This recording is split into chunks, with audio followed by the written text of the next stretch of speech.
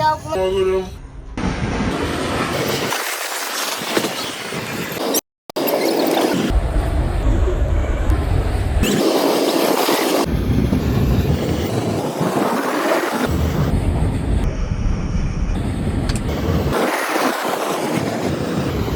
मित्रांनो, सिम्पली पवनच्या अजून एका ब्लॉगमध्ये तुमचं स्वागत आहे. तर जसं तुम्हाला मी मागल्याच व्हिडिओमध्ये जसं सांगितलं होतं की मी आज चाललो आहे कोकणामध्ये. तर कोकणाच्याच आता मी आहे पनवेल स्टेशनला आपण मानपूरवरनं आलेलो आहे. रात्रीचे जवळजवळ वाजले 11:30. तर आपली कोकण कन्या एक्सप्रेस आहे. तुम्हाला तर माहिती आहे कोकण कन्या एक्सप्रेस, जर तुम्ही कोकणातले असाल तर तुम्हाला ही एक्सप्रेस नक्की माहिती आहे. आता सध्या आम्ही उभे आहे पनवेलमध्ये. तर पनवेलच्या प्लॅटफॉर्म क्रमांक 6ला ही ट्रेन येते. आता सध्या मँगलोर एक्सप्रेस चालू आहे. मँगलोर नंतर येईल आपली कोकण कन्या एक्सप्रेस. तर आपण आज हा जो प्रवास आहे अनुभवूया एकदा. मी तुम्हाला जसं सांगितलं होतं की मी चाललो आहे कुणकेश्वरच्या यात्रेला. तर कुणकेश्वरची यात्रा ही देवगडमध्ये आपलं जे कुणकेश्वर मंदिर आहे तिथं भरते. तर तिकडेच आपण चाललेलो आहे आज. तर पाहूया आज आपण तिकडे जाऊन. मी पहिलं आता सध्या रात्रीची ती 12:30ची ट्रेन आहे. सकाळी मी जवळजवळ 7 वाजता कणकवलीला पोहोचेन. कणकवलीवरनं आपल्या घरी जायचं, तिकडे थोडासा नाश्ता वगैरे करून मग दुपारच्या टायमिंगला आपण कुणकेश्वरमध्ये जाणार. तर मी तुम्हाला हा पूर्ण प्रवास दाखवतो. तोपर्यंत माझ्यासोबत तुम्ही या व्हिडिओमध्ये असेच अवेलेबल राहा. तोपर्यंत धन्यवाद. कृपया लक्ष द्या, गाडी नंबर 2011 छत्रपती शिवाजी महाराज टर्मिनस वरून रेल्वे भडगाव या जाणाऱ्या. तर मित्रांनो, झाला आपल्या प्रवासाला सुरुवात. ॲक्च्युली ट्रेन तशी त्या मानाने टायमिंगवरच आहे. आता बरोबर 12:39 झालेत. हां, टायमावरच आहे आपली अजून ट्रेन.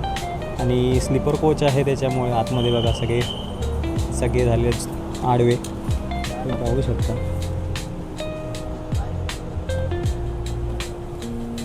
संपूर्ण लोक आता सध्या आडवे झालेले आहेत. तर मी पण तुम्हाला दिसत नसेल. आपण पुढच्या व्हिडिओमध्ये कवर करूया. आता पनवेलवरनं आपण सुटलेलो आहे, तर पुढे आपण कवर करूया.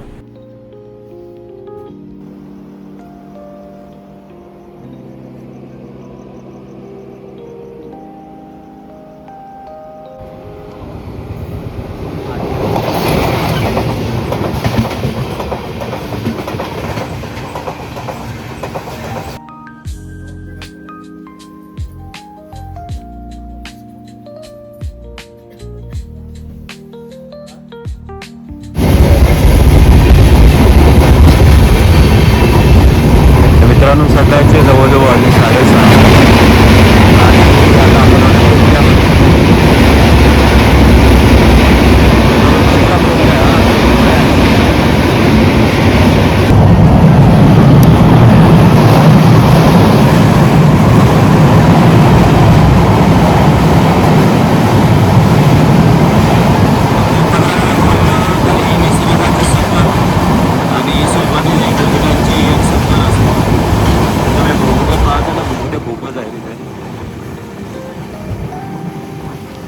बाहेरच्या दिशेने तुम्हाला काय दिसत पण नसेल, कारण की अजूनपर्यंत सकाळचे 6 वाजलेत. 6:30 झाले सकाळचे, सॉरी. आणि समोर बघा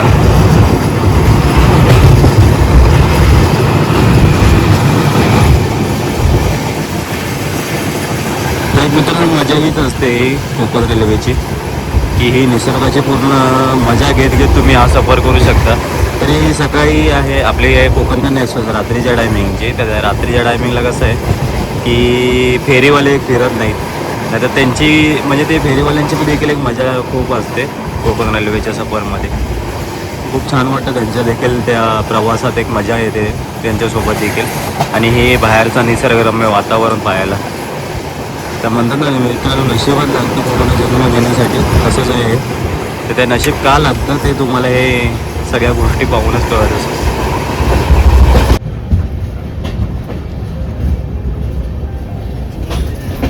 काय पाणी सोडायचं बंद आहे.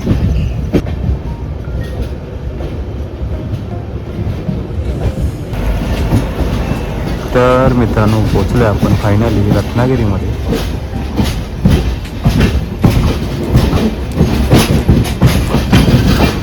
ॲक्च्युली रत्नागिरीचा इथं पोहोचण्याचा टायमिंग 5-5:30 आहे. पण थोडीशी लेट झाली ही ट्रेन. आणि कोकणातल्या कोकण कन्या म्हणा, मांडवी म्हणा किंवा दिवा सावंतवाडी कुठल्याही ट्रेननी कधी शक्यतो कमीच टायमिंगवर असतात.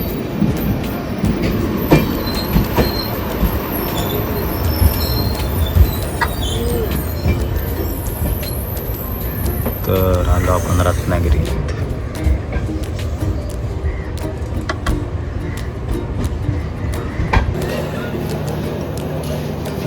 कोकण प्रकृती आणि प्रगती का संगम.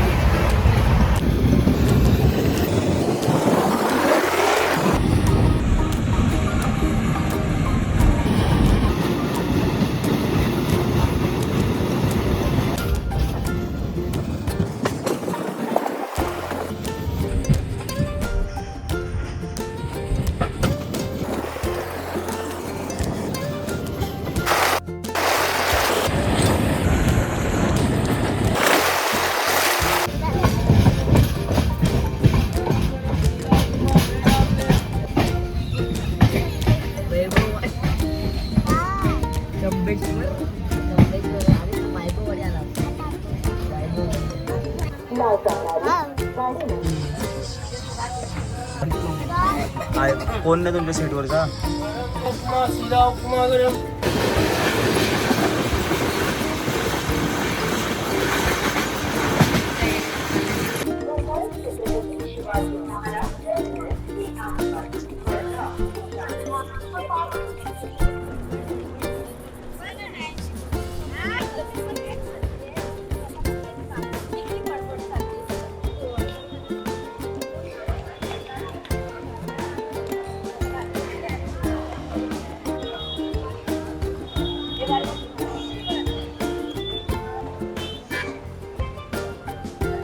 तर मित्रांनो फायनली पोचलो आहे आम्ही कणकवलीला.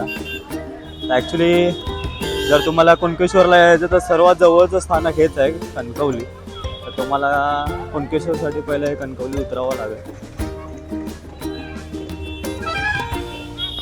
हा आहे कणकवली स्टेशन पूर्ण.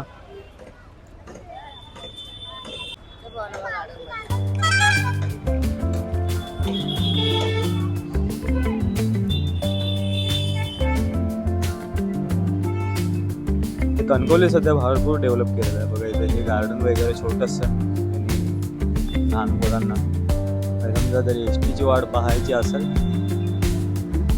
तर इथं निदान गार्डनमध्ये एक टाइमपास होऊन एस टी. आता कसे असतं आमच्या गावच्या साईडला एस टी जे असतात त्या टायमिंगनुसार असतात प्रत्येक गावाचे. तर मग एस टीचा टाईम जर वाट बघायची असेल तर गार्डन आहे, गार्डनमध्ये टाइमपास करू शकता तुम्ही. आणि त्यानंतर मग परत मग एस टीच्या टायमिंगनुसार तुम्ही निघू शकता. ते सोय छान केलेले आहे.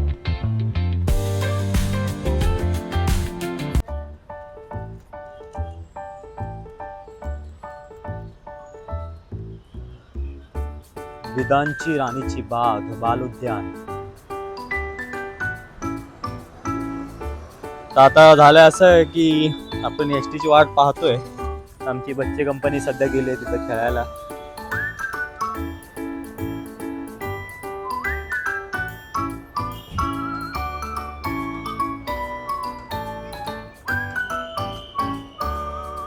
एस टी तर आलेली आहे पण एस टी आपल्याकडे जात नाही. एस टी आपली दुसरी आहे. तर मित्रांनो फायनली पोचलो आहे मी कणकवली स्टेशनला. आता कुणकेश्वरला जाण्यासाठी सर्वात जवळचं स्थानक म्हणजे हेच आहे आपलं कणकवली. तर कणकवलीमध्ये कसं असतं की कणकवलीपासूनच देवगड हा कमीत कमी एक म्हणजे मी ज्या गावात चालू त्या गावातनं एक अर्धा एक तासाच्या अंतरावर हे कुणकेश्वरचं मंदिर आहे.